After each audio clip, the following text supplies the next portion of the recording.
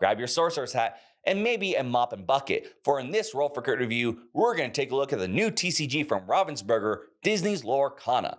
In this game, you play as Lumineers, trying to gather 20 lore before any of your opponents. In order to do so, you're going to use ink to call upon your favorite characters from throughout Disney's franchise. Sometimes they may be how you recognize them. Other times they may have a new twist that you've never seen them as before. Either way, build your deck as best you can in order to gain that lore before anyone else. So let's dive in and see if it lives up to all the hype.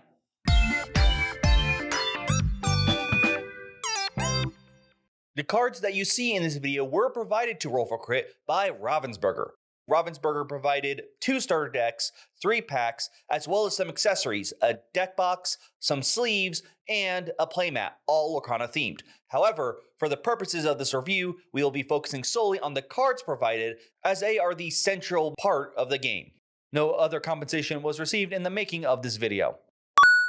Disney's Lorcana is a trading card game where you will bring a deck that you construct beforehand and battle against one or possibly more players. I will go over the rules on how to make a deck a little bit later, but for now, this is a pre-constructed deck which you can buy and play right out of the package. Everything you see on screen right now as well is included in the pre-constructed decks. That includes one deck ready to go, one playmat, one lore counter, and some damage tokens. Now, the point of the game is to gain 20 lore before your opponent. There are plenty of ways for you to track this. For example, this playmat that's included can be used. There'll be more accessories, I'm sure, released as the game progresses. But the main one I want to point out to everyone is that there is an app for phones that can be used to keep track of not only your lore, but your opponent's lore as well. Now, in order to actually gain lore, you're going to have to play cards from your deck. Right now, there are only 3 main kinds of cards. We're going to actually show 4 as I explain a little subtype of one. As future sets are released, more kinds of cards can be made. While each card has their own special rules, they do have some commonality. First, each card has a cost in the top left corner. This is how much ink needs to be exerted in order for you to play the card. Inks are cards that you'll be playing face down each turn in order to generate ink to exert and play said cards. Now, let's actually go into detail. Characters are, well, the characters. They're all the people you recognize from all the Disney properties. They, when played, will stay on the field. They will have a strength and a willpower value. Throughout the game, they may receive damage, and at any time they receive damage equal to or greater than their willpower, they will be banished, meaning that they will leave the field and go into your discard pile. Next are items. These will stay on the field just like characters. Finally, there are actions. These are played for their effect, and then once they're done, are put into the discard pile. This is a special kind of action known as a song. They are unique as if you have a character on the field that has a value usually equal to or greater than the cost of the song, you can exert the character instead of paying its ink value in order to play the song card. In essence, having the character sing that song. So let's actually get into now how a turn actually works. Each game will begin with the player starting at 0 lore. You will also start with 7 cards in your hand. First player will be randomly determined. If you are the very first person to go, you will not draw a card from your deck. Otherwise, every turn will begin first with taking any card you have exerted and readying them, meaning they stand up and are ready for you to use for their abilities or any other action. Next, you will draw a card and add it to your hand. Then you enter your turn. On your turn, there are many different actions you can do. One of the ones you'll probably want to do often is the one I mentioned before, adding a card to your inkwell. The more ink in your inkwell, the more and powerful cards you can play. Another action you can do is play a card. In order to play a card, exert a number of ink equal to the cost of the card in the top left corner. Now, if you play a character, they are drying, meaning they cannot be exerted for abilities this turn. At the start of your next turn, all cards that are drying are dried and then can be used for whatever actions you deem fit. Items come into play dry right away, and actions, as we said before, are played and immediately discarded, so their effect triggers instantly. If you have a character that is dry and ready to go, there are 2 different options you can do with the character.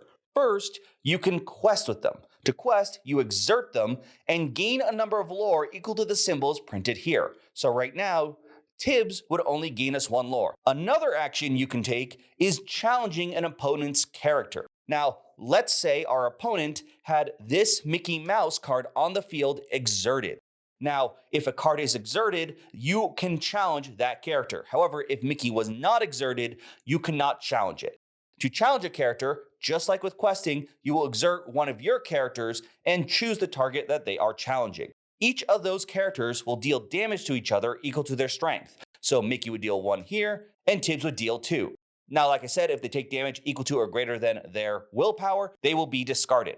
But right now, this battle, both cards will survive. However, that damage will stay on the cards. As you play cards, such as other actions, items, creatures, you will keep doing so until you have no more ink to spend or you don't want to play any more cards. Once you've done all the actions you want to do so, you will end your turn, passing it to your opponent. Then they will begin their turn, readying all their cards, seeing if anything triggers at the beginning of their turn, as well as drawing a new card. You will go back and forth until one player has hit 20 lore. Now, let's say you've played enough and you decided you want to buy some new cards to either upgrade your pre-constructed deck or build a new one from scratch. Well, there are just a few basic rules you'll need to keep in mind when building a deck. The first rule is a deck must consist of at least 60 cards. Next involves the color of the cards. You may only have up to 2 ink colors in your deck. And finally, when adding cards to your deck, you can only have up to 4 copies of the same card. Keep in mind that the same card is the name, including the subtext here, as well as the collector card number there. So, for example, let's say we want to make a blue-red deck, and these are 2 cards we want to use. Even though both are Scar, they are 2 different versions of Scar, and therefore you could have 4 copies of this card and up to 4 copies of that card in your deck at the same time. As long as you stick to those rules, it's up to you and how you decide you craft your deck as an Illumineer in order to gather the lore and prove your mastery in the world of Disney. Now, before we actually get to the game discussion, there's something I want to make pretty clear. This is for people who are heavily invested in TCGs, or this could be your first one, as this is a point that always should be reiterated over and over. Don't pay scalper prices. This is the first set of a trading card game, so in particular, it's going to be more affected by these issues. People are going to be buying this up and trying to sell it at a much higher price. When it comes to trading card games, yeah, you're probably going to find some items sold a bit more than what you expected. If something is significantly marked up, like 3 times what it's supposed to be sold at, do not buy it. In particular, for this one, for example, cards are going to be released into friendly local game stores first, and then into your much bigger marketplaces, your Amazon, Targets, Walmarts, a few weeks later. In this case, as of this recording, it hasn't happened yet, but September 1st, 2023 should be the date when you start seeing that in your more commonplace marketplaces. When that happens, it's going to flood the market with a lot more product, meaning that prices should go much closer to MSRP. So I want to reiterate and remind you, patience is a virtue here. If something seems too expensive, you can wait and you will be rewarded. Now onto the game though, and the first thing I think we obviously need to tackle is the theme. This is Disney. They contain some of the most recognizable characters in the world, and they did a great job of showing them off. Obviously, the first thing is the art. One of the things I tend to complain about in many games based on IPs is sometimes they may just look like they're lazy and maybe just take screenshots or just pieces of art that already exist. All the art here was designed for this card game. Therefore, it's going to look very nice. It's actually going to fit the card, and you're going to feel rewarded for not only getting the maybe special alternate art cards, but even the regular cards look fantastic as well. In addition, the cards are designed with plenty of them giving nice little nods and references to whatever they're being based on, so to speak. The big example for this would be the sing mechanic. Singing is a mechanic attached to cards named after songs from throughout the Disney franchises. They all have different effects. However, the big thing is, instead of just casting them normally, you have the option to have a character sing the card instead of paying its usual cost. This is, one, thematically very flavorful because, Disney is not strange to musicals, and having the characters actually sing songs makes perfect sense. But mechanically speaking, this isn't just a nudge, nudge, hey, Disney is musical. This is actually very useful, as this is a way for you to be able to play more on your turn, even if you don't have the resources to usually cast it normally. So that is a great marriage when it comes to taking thematic ideas, but making it so they make sense mechanically as well. Finally, though, this is one thing I'm really happy about because this is a problem I have with a lot of mostly trading card games that are built on a specific property is that they didn't pigeonhole themselves into the IP. Yes, Disney's IP vault, I guess you could say, is huge. There is so many different movies and TV shows, but there's only so much you can do. There's only so many Hercules movies. There's only so many movies with Cinderella, even if we count the straight to VHS. But what they did is they added a special keyword on cards. Storyborn cards are going to be exactly how you remember them. They're pretty much how those characters should be acting. Then you're going to have Dreamborn. These are ones that have a slight twist on them. Basically, the idea was it's how Illumineers re-envisioned them, so this way they can try out something different. Then we have another set called the Floodborn. These seem to be like Dreamborn, and for now, what I can tell is they're almost like an evolution of the character if the character decided to walk down a different path. It's not just a simple reimagining, it's rather of what if this character decided to take on this job? And part of the reason I say that is so far all the cards that have the Floodborn keyword have the shift mechanic, meaning you can play them for less by putting them on top of another card. But regardless, this does allow them to be a bit more creative with the characters and not get bored when we see the same version of Gaston when it comes 6 sets down the line. Now, that is going to lead us a bit more into the game, as we should talk a bit more. This is a game. How does the game play? Well, when it comes to those who are already like very heavily invested in games, in particular TCGs, you're probably not going to see anything that explodes and wows you in terms of new mechanics. When I played this in my play group, basically every person said within the first turn got a, uh-oh, I got it, something of that nature, because the mechanics aren't new. They're not reinventing the wheel here. Rather, they took a lot of the mechanics that are very solid for trading card games, smoothed them out, and made them as simplified as possible so it's pretty easy for you to just read the card and understand what it does. Honestly, the most innovative mechanic is going to be the Inkwell system, which, if you are familiar with lots of card games, you definitely understand to be a response to the older card games. You see, almost any game, you sometimes see how they're trying to react to some of the older, biggest card games. Mainly in this case, Pokemon and Magic the Gathering. Both of these card games play or activate abilities on cards by using other cards that are specifically designed for resources, lands and energy in this case. Because you need those cards, when you're deck building, you have to balance how many of those cards you throw in versus cards you actually want to play, because you will have those moments sometimes where you only draw the resource cards or you never draw resource cards. And those feel bad because oftentimes you feel like you lost not because you played poorly, not because your opponent outplayed you, but rather you weren't able to do anything, and not because your opponent was just counterspelling everything you played. This ink system, what it does is basically most of your cards can become those resource cards.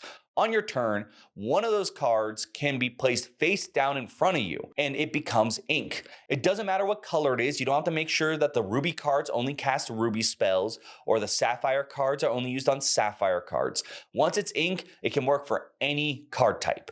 This basically means you will always have a resource card in hand. Now, whether there's a card you want to turn into a resource is a whole nother issue, but that becomes a bit more of a strategy decision, which is interesting, as you have to decide, do I keep this card or put it away as maybe I can draw another copy, or it's not very useful against what my opponent is playing. It basically makes it nigh impossible for you to have those disappointing turns that I mentioned that happen in some of the older, bigger card games. It removes a lot of the stress that comes from that.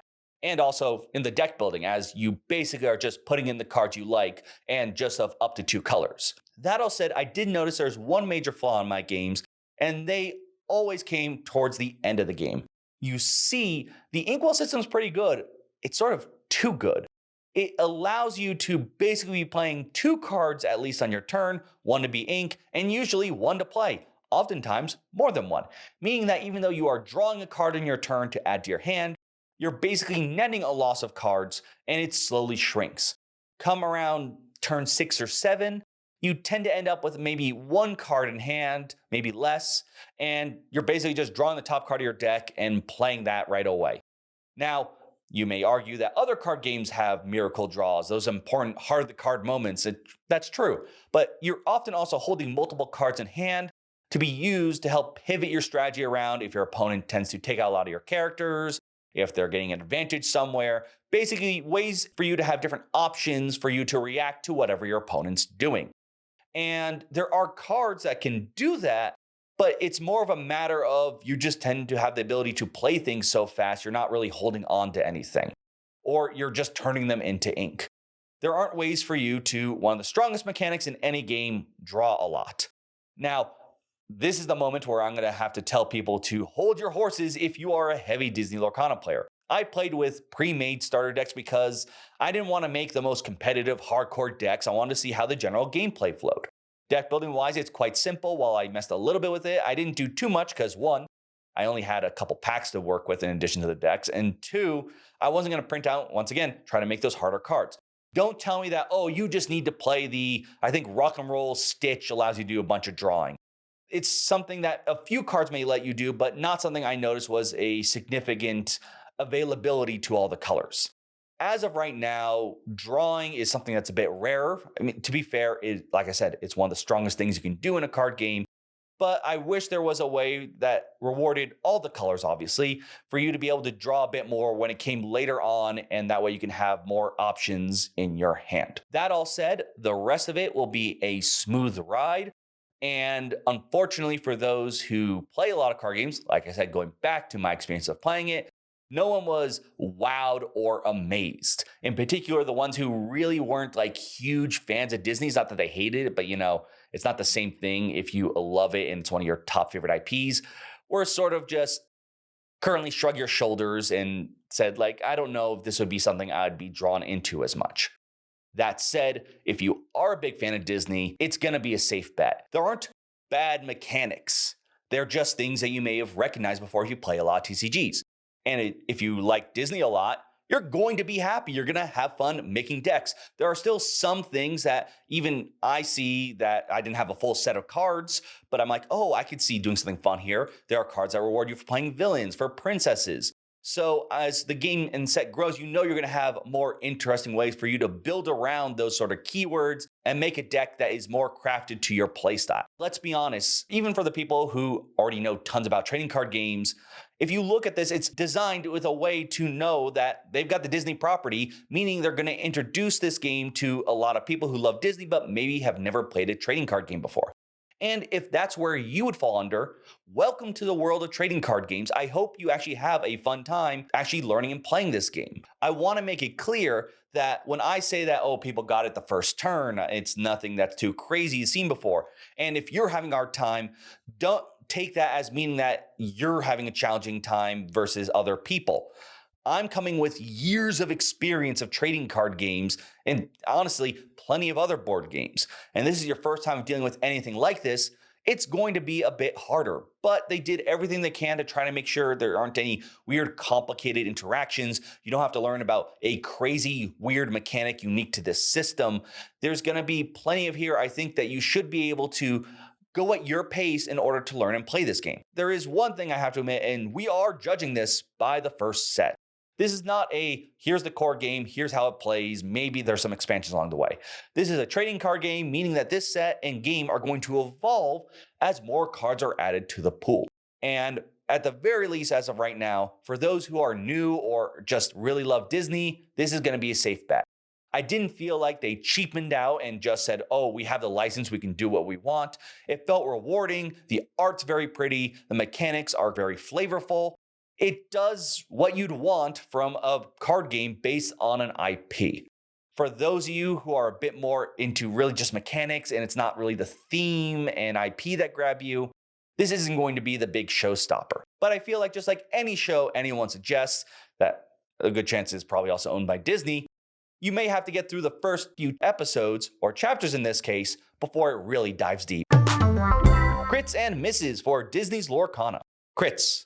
Disney is a strong IP and they use it well here. It doesn't feel like a quick cash grab where they just quickly take some pictures from the show and throw it on a card really quickly. Each piece is unique, and mechanically, it also tends to match with the characters as well. Throw in the fact that while they may make promos, they're not going to be mechanically unique promos. You'll always be able to enjoy all your favorite characters and whatever abilities, while at the same time being able to chase out some of those alternate art pieces of your favorite cards. The rules are streamlined and don't have some crazy, silly, complex gimmick to make it stand out from the rest. This is a card game that wasn't designed to reinvent the wheel. It's there to add some complexity, especially for those who are new, while at the same time not being something so simplified that feels demeaning for anyone who isn't a toddler. The inkwell system is probably one of its most important mechanics, as it basically counters one of the worst possible turns that can happen in other trading card games. It also helps with the deck building system, making it much easier for you to build a deck and just throw in the cards that you want to play with, rather than focusing on ones specifically designed just for resources. Misses. While I don't think anything is egregious, I felt that the inkwell system did lead to games ending with most players having to rely on the top card of the deck come late game turns. This isn't terrible in and of itself. However, I do find it a little bit boring when you don't have as many options in hand and you're basically just playing whatever you draw for that turn. This could be resolved with more ways for you to draw, but as of this recording, I didn't feel like there are enough cards that allow you to give that ability to prevent this being listed as a miss.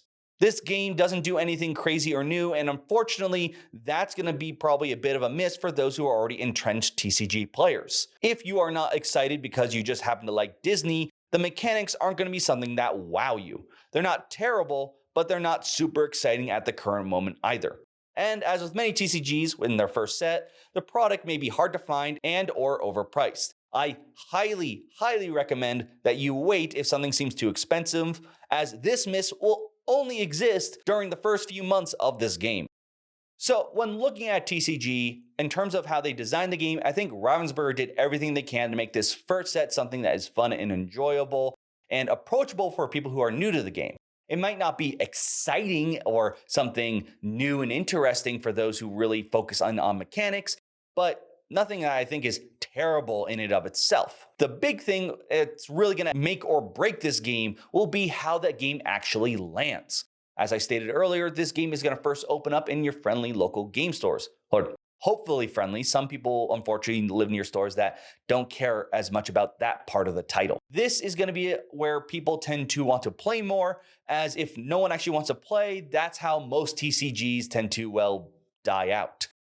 If you get to go to your local game store, supposedly right now they're trying to make it so you're rewarded not just for playing in the tournaments, but interacting with the game generally, be it trading, teaching new people how to play the game, or even just playing normal matches, nothing part of the big tournament.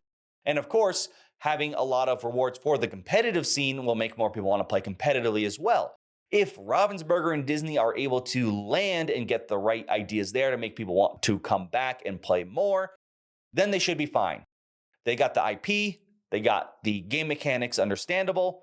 If they can get the community right, then they should be good to go. And then it's just waiting for whatever the new sets have in store. Sometimes they could be great, sometimes they could be boring, sometimes they could have a mechanic that makes things annoying for every other future set. That's just the nature of trading card games. In terms of what Disney Lorcana could have in store, like I said, I would like to see more cards designed to do more drawing, probably designed to draw more in the later half of the game. I don't think we need it in the first half of the game. And of course, IP-wise, that's going to be whatever you find your as favorite about Disney. For me, it'd probably be TV shows like Gravity Falls or Owl House. Maybe it could be live action shows, and that might be more interesting of artistic interpretations.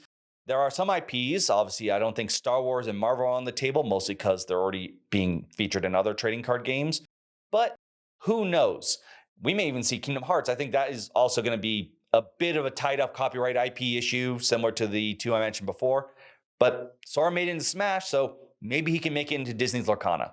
Let me know your thoughts, as well as if you are new to TCGs, what brought you here? Is it just Disney? Do you feel like this is a card game you can be more comfortable learning and playing? Is it because the people around you are playing the card game? And is there a Disney property that isn't in the game yet that you would love to see added in a future set?